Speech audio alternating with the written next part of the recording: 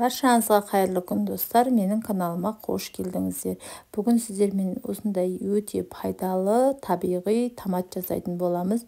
Дүкеннің томатынан көрі өздеріңіз өз қолдарыңыздан осындай табиғи еш зияны жоқ томат жасап көріңіздер. Ол үшін бізге осындай 4 килодай помидор қажет болады. Помидорымызды ағынды суда осылай тазалап жуып алатын боламыз. Помидордың да еттісін таңдаңыздар. Етті болса біздің томатымыз өте қою әдемі болады. Жуып тазалап болып керек емес жерін алып тастап осылай ұсақ етіп турап аламыз. Осылай турап болған помидорымызды осындай кеңдеу ыдысқа салып, өздеріңіз көріп тұрғандай астын жай отта осылай қозғап тұратын боламыз. Әр 5 минут сайын түбіне жабысып қатып қалмау үшін осылай қозғап тұруды ұмытпаңыздар.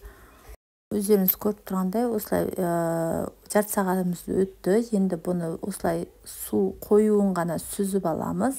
Бізге суы қажет емес. Оны қияр жапқанда, болмаса помидорды бүтіндей жапқанда сок ретінде пайдалансаңыздар болады.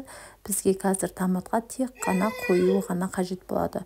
Осылай жақсылап сүзіп аламыз. Осындай су осылай шықты, өздеріңіз көріп тұрғандай. Бұны біз енді басқа нәрсеге қолдансақ болады. Бізге томатқа ол су қажет емес. Осылай барлығын осылай суына дейін сүзіп тастаймыз. Бізге тек қана қою ғана қажет болады. Өздеріңіз көріп тұрғандай осылай су болса алып тастаңыздар. Сонда біздің томатымыз қою әдемі болып шығатын болады.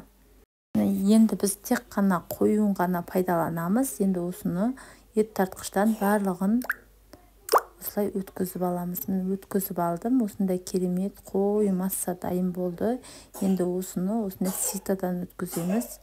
Өздеріңіз көріп тұрғандай, сита болмаса сіздерде марлымен өткізсеңіздер де болады. Міне өздеріңіз көріп тұрғандай қою менен суын осылай ажыратып алдым. Енді газге баяу отқа қойып, бетінде көбігі қайнаған екен, бетінде көбігін осылай алып тастаймыз. Баяу отта 2-3 сағат қайнатамыз. Бетін жауып қойып қайнатсаңыздар да болады. Менің видеом ұнаса, лайк басып, комментарий жазып, осындай қазақша каналдардың дамуына аз да болса өз үлестеріңізді қоса кетіңіздер.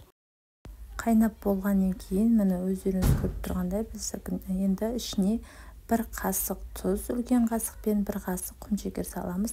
Басқа ештеңе қажет емес.